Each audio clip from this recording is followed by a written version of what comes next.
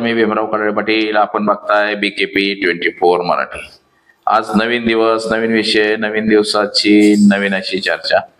आज चर्चा घेऊन आलोय म्हणजे बघा, अजित पवार यांचं निधन झालं. त्याला जवळपास 3-4 महिने होऊन गेलेले आहेत अजितदादांच्या निधनाला. म्हणजे 29 जानेवारीला अजितदादांचं निधन झालं होतं.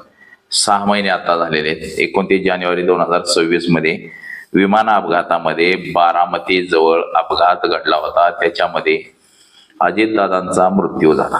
आता काही जणांचं म्हणणं आहे की जादू टोना, तो बोंधू बाबा अशोक खरात, रुपाली चाकणकर, सुनील तटकरे, प्रफुल्ल पटेल अशा मंडळींची नावं त्याच्यामध्ये गोवली जातात. तसंच जादू टोना, अंधश्रद्धा, पूजा पाठ केला असं सांगितलं जातं.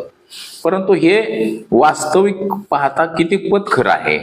त्यातच आता एका महाराजांना असं सांगितलं की बाबा 2026 मध्ये अजून देशातला एक नेता जाणार आहे मोठा. आता नेमका तो नेता कोण आहे, काय आहे?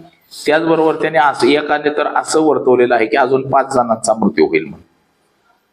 म्हणजे 5 मोठ्या नेत्यांचा विमान अपघातामध्ये निधन होईल असं बाकीत वर्तवलंय एकानं. म्हणजे हे जे महाराज आहेत, साधू संत, हे जे आपण म्हणतो भविष्य सांगणारे भविष्यकार, या भविष्यकारांनी हे बाकीत वर्तवलंय असं बाकीत. आणि त्यांचे युट्यूबला व्हिडिओ सुद्धा प्रसारित आहेत. आता हे कितपत खरं आहे की हे अशा गोष्टी घडू शकतात का? अशा गोष्टीवरती आपण कितपत विश्वास ठेवला पाहिजे, या सगळ्या विषयाची आज चर्चा घेऊन आलोय. आपण जर पूर्ण व्हिडिओ बघितला तर आपल्या लक्षामध्ये येईल. म्हणजे संपूर्ण व्हिडिओ जर पाहिला तर आपल्या लक्षात येईल की नेमकं काय, कोण कोण नेते आहेत, देशातले मोठे नेते किती आहेत, बारके नेते किती आहेत, कोणाकोणाच्या जीवाला धोका आहे, कोणाची सिक्युरिटी कशी आहे, काय आहे, ह्या सगळ्या गोष्टींची आज आपण चर्चा करणार आहोत. त्यासाठी आपण हा व्हिडिओ संपूर्ण बघा. आणि चॅनलला आतापर्यंत सबस्क्राईब केलं नसेल तर बेल आयकॉन बटन दाबून चॅनलला सबस्क्राईब करा. म्हणजे घंटी दाबा पटकन आणि चॅनल सबस्क्राईब करा, म्हणजे आपल्याला नवनवीन व्हिडिओ पाहता येतील. तर चला चर्चेला सुरुवात करूया. अजित पवार यांचा अपघात 29 जानेवारीला झाला. म्हणजे 28 जानेवारी 29 जानेवारी हे त्या जानेवारी महिना जो आहे हा अजित पवारांसाठी सगळ्यात घातक ठरला. आणि अजितदादांचं त्यांच्याच गावामध्ये म्हणजेच बारामती विमानतळावरती अपघाती निधन झालं. अजितदादा मुंबईवरून बारामतीला जात असताना लँडिंगच्या दरम्यान ते विमान अक्षरशः विमानपट्टीच्या धावपट्टीच्या बाजूला शेतामध्ये कोसळलं आणि त्या विमानामध्ये भला मोठा असा स्फोट झाला, धडाम धडाम धडाम असा. म्हणजे काही जणांचं म्हणणं आहे तर ते विमान उतरतानाच त्याचा स्फोट झाला होता, उतरताच आतमध्ये स्फोट झाला होता. तर काही जणांनी, बघणाऱ्यांनी सांगितलं की ते विमान पडल्यानंतर त्याचा स्फोट झाला. आणि स्फोटामध्ये बघा अजित पवारांचा मृत्यू झाला, जळून खाक झाले. परंतु तिथं जी असणारी कागद आहे ती कागद मात्र जळाली नाही. कागद ती तशीच बाहेर पडली. म्हणजे विमान जे असं धापकून बाहेर पडलं, अशीच अजित पवारांची खुर्ची उडून अशी बाहेर पडली असं म्हणतात लोक. परंतु खुर्ची जरी बाहेर पडली असली तरी मृत्यूदेह जळाला, फुगला कसा काय लगेच्या लगे. म्हणजे असे अनेक संशय हे व्यक्त करण्यात आले. अजित पवारांसकट 5 लोकांचा मृत्यू झाला. त्याच्यामध्ये अजितदादांचा एक बॉडीगार्ड होता आणि त्या विमानाचे जे चालक बोलके जे होते ही सगळी मंडळी होती. आता ते विमान पाडलं काय झालं ह्याच्या चर्चा बऱ्याचशा रंगल्या, देशभर सगळ्या चर्चा रंगल्या.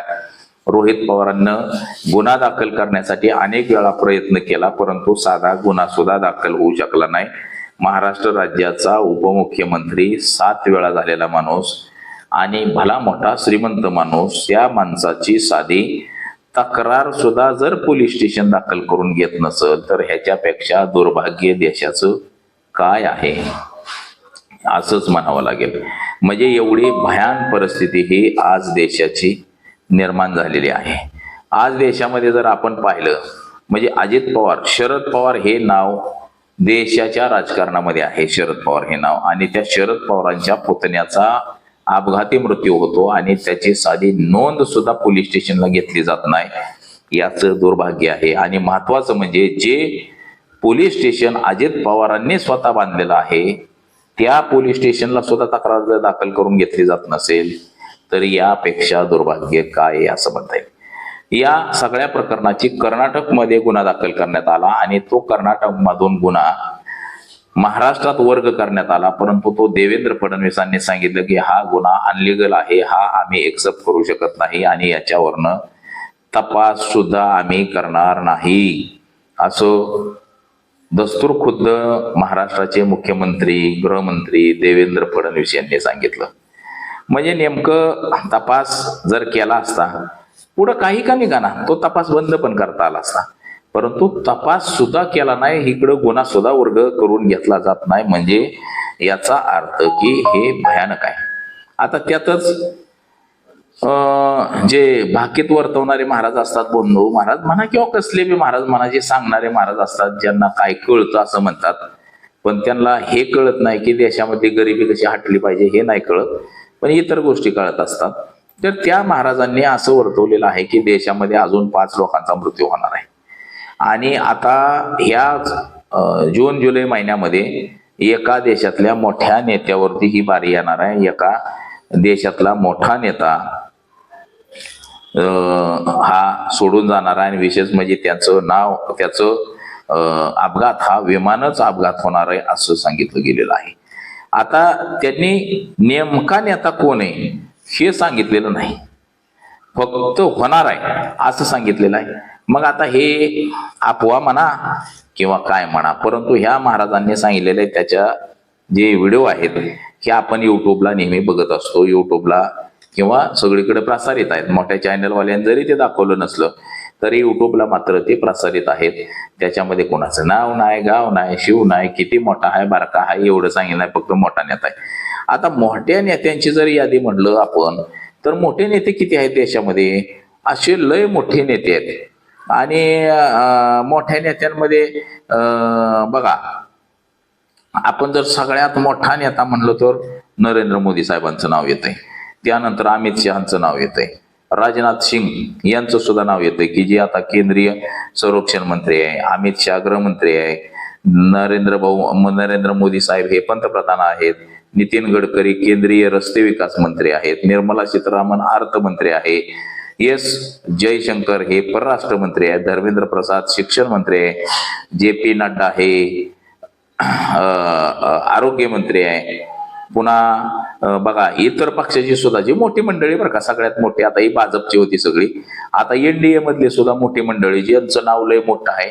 आणि हे ज्या बंधुबाबांनी जे सांगितलंय का की बाबा 5 नेते जात्यान आणि त्याच्यात कोरास तरी आता हे होणार आहे 2 महिन्यात असं जे विमान अपघात, आता असं सुद्धा सांगितलेलं आहे. आता NDAचे सुद्धा नेते बघा, मल्लिकार्जुन खरगे ते काँग्रेस पक्षाचं राष्ट्रीय अध्यक्ष आहे, राहुल गांधी विरोधी पक्ष नेता आहे, सोनिया गांधी UPAच्या अध्यक्ष आहेत, प्रियंका गांधी सरचिटणीस आहेत पक्षाच्या, वायनाडच्या खासदार आहेत, अरविंद केजरीवाल त्या आपचे संयोजक आहे, ममता बॅनर्जी आता त्यांचा TMC पक्ष आहे त्याचे अध्यक्ष आहेत, MK स्टॅलिन तामिळनाडूचे, अखिलेश यादव समाजवादी पक्षाचे, तेजस्वी यादव बिहारचे.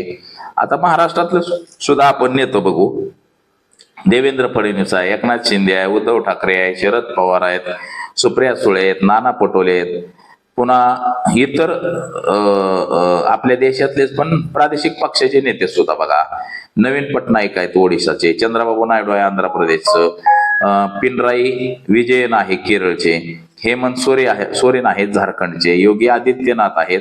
अशी जी मोठी मंडळी जी आपण म्हणतो ही सगळी मोठी मंडळी आहे की ज्यांचं नाव भारताच्या राजकारणामध्ये अग्रण्य आहे, मोठं नाव आहे. आता सध्याच्या काळामध्ये तर मोठं नाव आहे.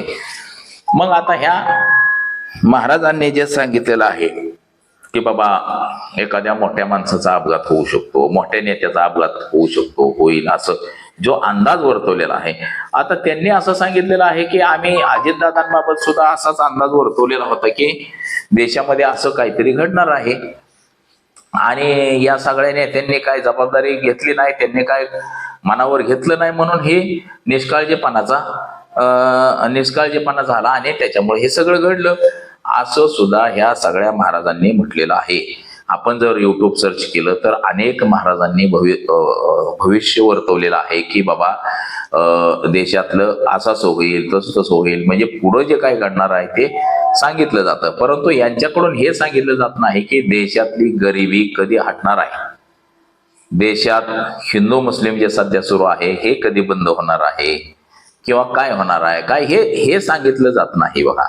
परंतु ह्या बाकीच्या गोष्टी सगळ्या सांगितल्या जातात, हे असं होईल तसं होईल तसं होईल.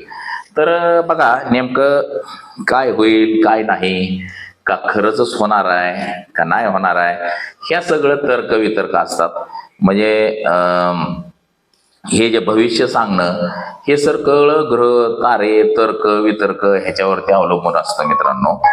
म्हणजे जर भविष्यकाराला जर भविष्य कळत असेल तर त्यानं स्वतःच भविष्य बघितलं असतं किंवा मटक्याचा आकडा उद्या काय निघणार आहे हा जर भविष्यामध्ये त्याने बघितला असता तर तो हजारो कोटीचा मालक होईल, लगेच तो दुसऱ्या दिवशी तो आकडा लावेल. परंतु तरी सुद्धा आता काही लोकांचा विश्वास असतो काही जणांचा नसतो. तर माझ्या तर मते हे आहे की जर भविष्यकाराला भविष्य जर कळालं असतं तर मटक्याचा आकडा उद्या कुठला निघणार आहे किंवा उद्या काय घडणार आहे हे जर त्याला कळत असतं तर तोच कोट्याधीश अर्बोधीश म्हणजे फार मोठा झाला असता. जसं की बोंधू बाबा आता अशोक खरात निघला, अशोक खरात असेल, आसाराम बापू असेल, त्या हरियाणाचा राम रहीम बाबा असेल, असे अनेक महाराज आहेत की ते बंधुगिरी करणारे रेपिस्ट आहेत, बलात्कारी आहेत. परंतु त्या महाराजांनाच पुन्हा महाराज महाराज म्हटलं जातं. त्या अशोक खरातकडे तर होऊन सगळे लोक जात होते तिथं, होऊन बाया जात होत्या तिथं, मोठ्या मोठ्या IAS IPS अधिकाऱ्यांच्या बायका तिथं जात होत्या. आपण पाहिले त्याचे ते व्हिडिओ सुद्धा कसले आहेत, किती व्हिडिओ वाईट आहेत. म्हणजे अशा पद्धतीनं हे सगळं सुरू आहे. परंतु त्यातले त्यात आता हे जे भविष्य बाकी जे वर्तवण्यात आलेलं आहे हे सुद्धा जे असेल ते असेल. परंतु येणाऱ्या काही काळामध्ये हे जे सगळे नेते मंडळी आहेत मोठे, या नेते मंडळीने सुद्धा सगळ्या गोष्टी म्हणजे अवलंबत असताना किंवा प्रवास करत असताना या सगळ्या गोष्टी बघणं सुद्धा गरजेचं आहे, काळजी घेणं सुद्धा तितकीच गरजेचं आहे. जे अजित पवारांचं झालं ते इतर कोणाचं होऊ नये. अजित पवारांना तर अद्याप तरी न्याय मिळालेला नाही आणि यापुढे सुद्धा मिळतोय का नाही अशी शक्यता आहे. म्हणजे मिळणं कठीण आहे. जोपर्यंत भाजपचं सरकार आहे तोपर्यंत न्याय मिळणारच नाही. भाजपचं सरकार बदलल्यानंतरच त्याचा गुन्हा दाखल करून घेतला जाईल किंवा काय केलं जाईल, तोपर्यंत तरी अवघड आहे. तर बघा आज एवढंच. माझा सहकारी कॅमेरामन अनिकेत मी भीमराव कडाळे पाटील.